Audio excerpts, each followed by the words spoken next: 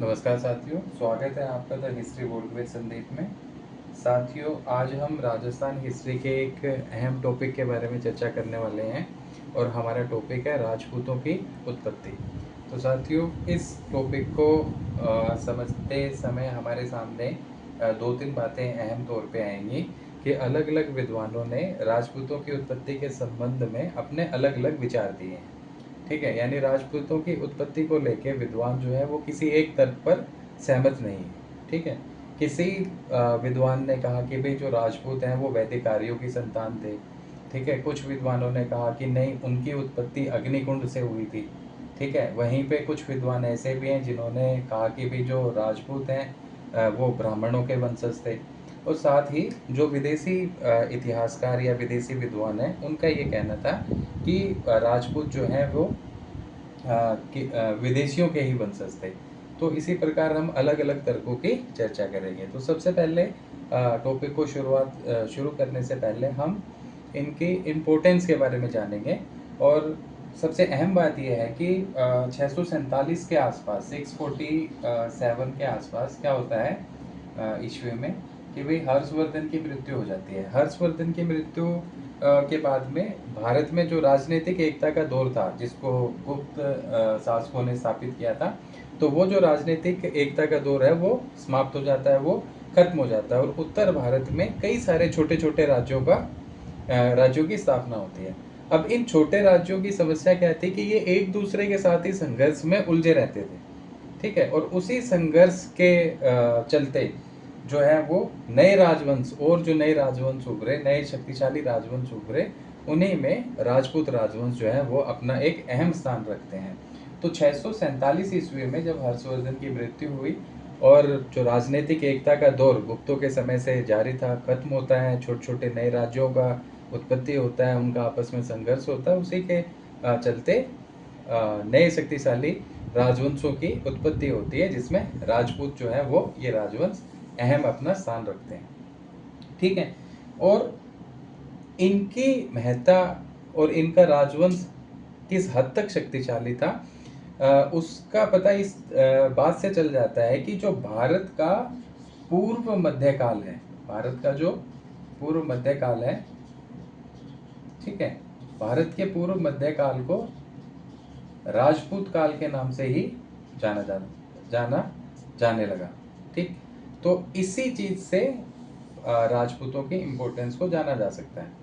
ठीक है, कि जो पूर्व मध्यकाल का दौर था, यानी एक तो हिसाब से कहें कि दिल्ली सल्तनत की स्थापना से पहले तक का जो समय था, लगभग सातवीं आठवीं शताब्दी से लेके और लगभग 12वीं शताब्दी तक का जो काल था। ठीक है, 7वीं से लगभग 12वीं शताब्दी तक का जो ये काल है, इस काल को राजपूत काल के नाम से ही जाना गया। तो ये दर्शाता है कि ये जो वंश है ये अपने आप में कितने अहम थे और कितने शक्तिशाली थे। ठीक, और इसी सिलसिले में ये जो बात कही है, इस तर्क के जो जनक हैं उनका नाम था वी.एस. स्मिथ। वी.एस. स्मिथ ने इस बात को रखा था कि भाई जो 7वीं से 12वीं शताब्दी तक का जो काल है उसको राजपूत काल कहा जाता है। कैसे? उन्होंने वी.एस. स्मिथ ने जो बात बताई थी वो इस तरीके से थी कि हर्ष की मृत्यु के बाद से उत्तरी भारत पर मुस्लिम सत्ता की स्थापना, यानी दिल्ली सल्तनत की स्थापना तक के काल को जो राजपूत हैं वो इतने ज़्यादा प्रभावशाली हो जाते हैं कि इस पूरे दौर को, यानी 7वीं शताब्दी के मध्य से 12वीं शताब्दी की समाप्ति तक के पूरे काल को राजपूत युग कहा जा सकता है। तो इस ये जो सारी बातें हैं ये कहीं ना कहीं इनके इम्पोर्टेंस को दर्शाती हैं। तो अब हम देखते हैं कि भाई अलग अलग विद्वानों के मत क्या है राजपूतों की उत्पत्ति को लेके। ठीक है, तो सबसे पहला मत आता है वैदिक आर्यों की संतान। ठीक है, वैदिक आर्यों की संतान। तो डॉक्टर गौरीशंकर हीराचंद ओझा और जो सीवी वैग हैं उन्होंने कहा कि भाई जो राजपूत हैं ये भारतीय आर्यों के क्षत्रिय वर्ण की संतान है।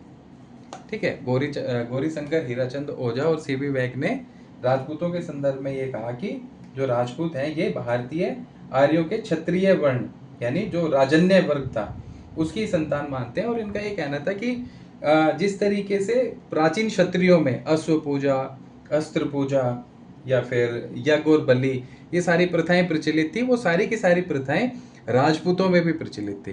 तो इस आधार पे इन्होंने राजपूतों को भारतीय आर्यों के क्षत्रिय वर्ण की ही संतान कहा था। ठीक है। इसके बाद एक अगला जो तर्क आता है वो आता है अग्निकुंड से उत्पन्न, कि राजपूतों की जो उत्पत्ति है वो अग्निकुंड से हुई थी। ठीक है। और इस तर्क को देने वाले हैं चंद्र बरदाई।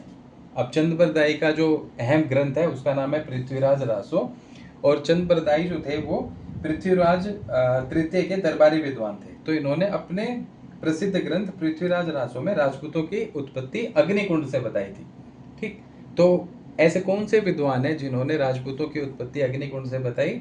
तो उनका नाम है चंद्र बरदाई, और उन्होंने अपने ग्रंथ पृथ्वीराज रासो में राजपूतों की उत्पत्ति बताई अग्निकुंड से।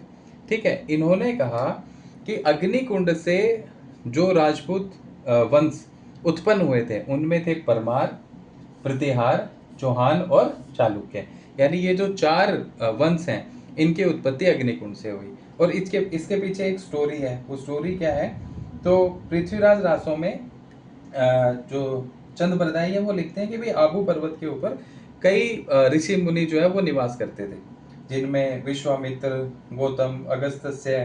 ठीक है। तो ये धार्मिक अनुष्ठान करते थे, और जब ये धार्मिक अनुष्ठान करते थे यानी यज्ञ वगैरह करते थे, तो उस समय राक्षस क्या करते थे? राक्षस जो है वो मांस, हड्डियां, इस तरीके की चीजें डाल के उसमें विघन्य पैदा करते थे, यानी उन धार्मिक कार्यों को होने नहीं देते थे, बार बार बाधा उत्पन्न करते थे। तो इस बात से परेशान होके वशिष्ठ मुनि ने क्या किया? उन्होंने यज्ञ कुंड से 3 योद्धा पैदा किए थे। वो 3 योद्धा थे परमार, प्रतिहार और चालुक्य। जब ये तीनों योद्धा भी इन राक्षसों का सामना नहीं कर पाए, तो कहते हैं कि वशिष्ठ ने चौथा योद्धा उत्पन्न किया। मतलब इन तीनों जो योद्धा हैं परमार, प्रतिहार और चालुक्य, इनसे जब ये राक्षसों का सामना करने में असफल हो गए, तब गुरु वशिष्ठ ने एक चौथे योद्धा को उत्पन्न किया अग्निकुंड से, और वो चौथा जो योद्धा था वो था चौहान। ठीक है। तो ये सबसे ज्यादा ताकतवर था। पहले जो 3 थे इन तीनों से ज्यादा ताकतवर थे, और इनके पास जो हथियार थे ये हथियारों से भी सुसज्जित थे। तो इसे इन्होंने राक्षसों का सफलतापूर्वक सामना किया, और ये जो थे इस आधार पे कहा गया कि भाई राजपूतों की जो उत्पत्ति है वो मुनि वशिष्ठ द्वारा जो अग्निकुंड यानी जो यज्ञ कुंड उन्होंने आबू पर्वत पे स्थापित किया था और वो हवन किया था, उससे इनकी उत्पत्ति हुई। तो ये दूसरा एक अहम तर्क है राजपूतों की उत्पत्ति के संदर्भ में। तो अभी तक हमने 2 अहम तर्कों की बात की। पहला, वैदिक आर्यों की संतान, तो राजपूतों की उत्पत्ति वैदिक आर्यों से हुई, ये बात कहने वाले डॉक्टर गौरीशंकर हीराचंद ओझा और सीवी वैग हैं। और इन्होंने कहा कि भी वैदिक आर्यों की जो क्षत्रिय वर्ण थी, जिसको राजन्य वर्ग कहा गया, उससे उत्पत्ति होती है राजपूतों की। और चंद्र बरदाई ने अपने ग्रंथ पृथ्वीराज रासो में कहा कि भाई राजपूतों की उत्पत्ति अग्निकुंड से होती है। गुरु वशिष्ठ ने आबू पर्वत पे जो यज्ञ किया था उससे 4 योद्धा जो है वो उत्पन्न होते हैं, परमार, प्रतिहार, चौहान और चालुक्य। ठीक है। अब हम बात करते हैं कुछ ऐसे विद्वानों की जो ये कहते हैं कि राजपूतों की उत्पत्ति जो है वो ब्राह्मणों से होती है। ठीक है। अब ऐसे जो इतिहासकार हैं, ऐसे जो विद्वान हैं जिन्होंने ये कहा कि भाई राजपूतों की उत्पत्ति ब्राह्मणों से होती है, उसमें है डॉक्टर डी.आर. भंडारकर और गोपीनाथ शर्मा। ठीक है। Doctor DR. भंडारकर और गोपीनाथ शर्मा है, इनका ये कहना है कि भाई राजपूतों की उत्पत्ति ब्राह्मणों से होती है। अब इस संदर्भ में इन्होंने अपने तर्क दिए हैं। ठीक। तो डी.आर. भंडारकर साहब और डॉक्टर गोपीनाथ शर्मा ये क्या कहते हैं? ये कहते हैं कि भाई राजपूतों की उत्पत्ति ब्राह्मणों से हुई है, और इसके लिए इन्होंने मेवाड़ का उदाहरण दिया है। ठीक है। तो डी.आर. भंडारकर साहब ये कहते हैं कि जो गोहिल वंश था मेवाड़ का, जो गोहिल राजपूत हैं, इनकी उत्पत्ति नागर ब्राह्मणों से हुई। जो मेवाड़ के गोहिल राजपूत हैं, इनकी उत्पत्ति किससे होती है? नागर ब्राह्मणों से होती है। ये तर्क था डॉक्टर डी.आर. भंडारकर का। तो इन्होंने अपनी बात रखी, और इस बात को प्रूव करने के लिए इन्होंने बात की बिजोलिया शिलालेख की। ठीक है। बिजोलिया शिलालेख। अब भाई बिजोलिया शिलालेख में ऐसा क्या था? तो डॉक्टर डी.आर. भंडारकर ने बताया कि भाई जो बिजोलिया शिलालेख है उसमें वासुदेव चौहान के जो उत्तराधिकारी थे सामंत, वासुदेव चौहान जिसे चौहान वंश का आदि पुरुष कहा जाता है, तो वासुदेव चौहान के जो उत्तराधिकारी थे सामंत, ठीक है, उनको वत्स गोत्रीय ब्राह्मण बताया गया था। ठीक, तो अपने इस तर्क के सपोर्ट में उन्होंने ये आर्गुमेंट दिया और ये एविडेंस दिया कि भाई बिजोलिया शिलालेख में वासुदेव चौहान के उत्तराधिकारी सामंत को वत्स गोत्रीय ब्राह्मण कहा गया। ये तर्क था डॉक्टर डी आर भंडारकर का। वहीं पे डॉक्टर गोपीनाथ शर्मा ने भी यही बात कही कि जो मेवाड़ के गुहिलोत हैं वो नागर जाति के ब्राह्मण गुहेदत्त के वंशज हैं। इन्होंने कहा कि भाई जो नागर जाति है, नागर जाति के जो ब्राह्मण हैं उनके जो थे गुहेदत्त,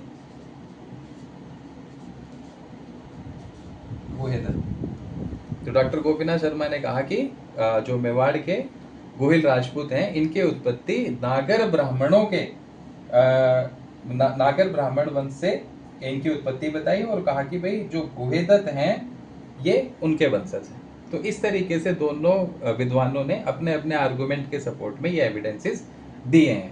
तो इस तरीके से ये हमारा तीसरा एक तथ्य है जो अलग अलग दोनों हिस्टोरियंस ने रखा है। तो अभी तक 3 हमारे सामने बातें आई हैं जो राजपूतों की उत्पत्ति से संबंधित है। वैदिक आर्यों की संतान कहने वाले हो गए डॉक्टर गौरीशंकर, हीराचंद ओझा और सीबी बैग। इन्होंने कहा कि जो राजपूत हैं वो भारतीय आर्यों के क्षत्रिय वर्ण की ही संतान है, और जिस तरीके से क्षत्रियों में अश्व पूजा, अस्त्र पूजा, यज्ञ बलि ये प्रचलन में थी, उसी तरीके से राजपूतों में भी ये सारी प्रथाएं प्रचलित थी।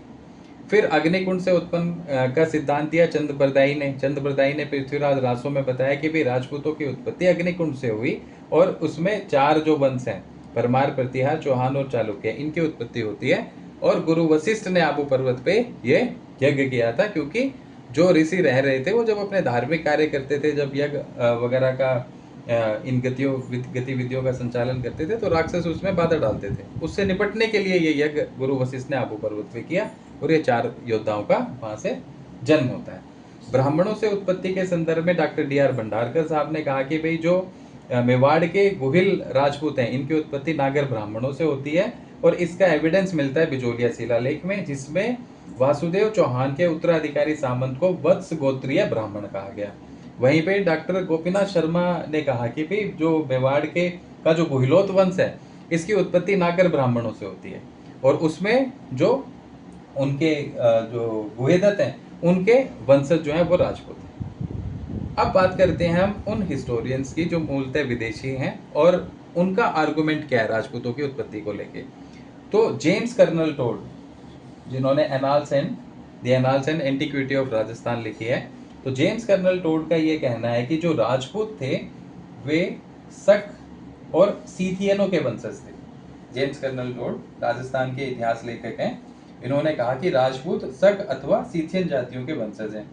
ठीक है, अब इनका ये कहना था कि जिस तरीके की प्रथाएं शक और सीथियनों में प्रचलित थी, जैसे कि अश्व पूजा, अश्वमेध, अस्त्र पूजा, अस्त्र शिक्षा, वैसी ही सारी की सारी प्रथाएं और परंपराएं प्रचलित थी राजपूतों में। तो इस आधार पे जेम्स कर्नल टोड राजपूतों को शक व सीथियनों के वंशज बताते हैं। वहीं पे वी.ए. स्मिथ का ये कहना है कि वी.ए. स्मिथ ये कहते हैं कि जो राजपूत हैं वो हुणों की संतान है। वी.ए. स्मिथ ये कहते हैं कि राजपूत हुणों की संतान है, और इन्होंने कहा कि जो राजपूत जाति है वो 8वीं या 9वीं शताब्दी में अचानक प्रकट हुई थी और ये हुणों की संतान है।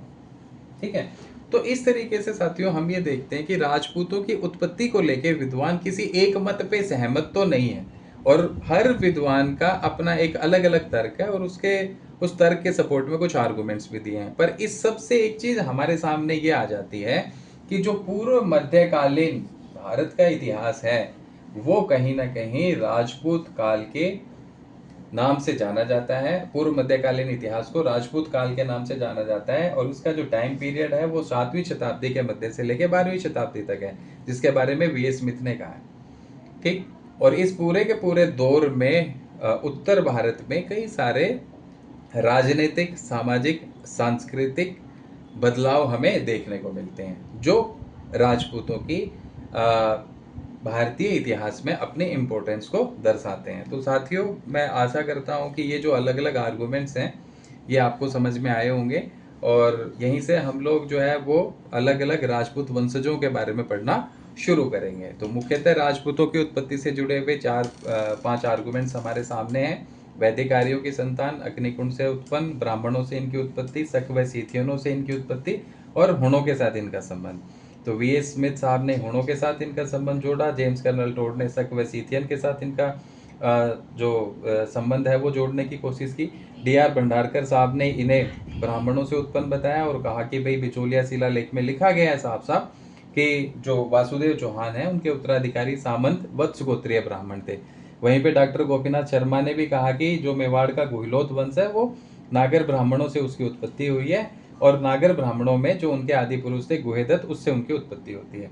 चंद्रबदाई ने पृथ्वीराज रासो में कहा कि भाई इनकी उत्पत्ति अग्निकुंड से होती है, और इसमें चौहान नहीं, कुल मिला के 4 योद्धा उत्पन्न होते हैं, परमार, प्रतिहार, चौहान और चालुक्य। सबसे शक्तिशाली चौहान थे।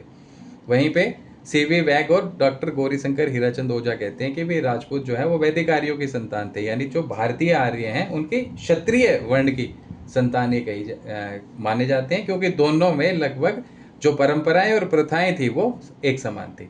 तो इस तरीके से ये टॉपिक हमारे सामने है। आशा करता हूँ ये सारी जानकारी आपको पसंद आई होगी। अगर आपको ये जानकारी अच्छी लगी है तो प्लीज़ वीडियो को लाइक करें, शेयर करें, कमेंट करें, और channel the history world with Sandeep को सब्सक्राइब करें। जल्द ही अलग अलग राजपूत डायनेस्टीज से रिलेटेड वीडियोस अपलोड होने वाली हैं। आज के लिए इतना ही। धन्यवाद।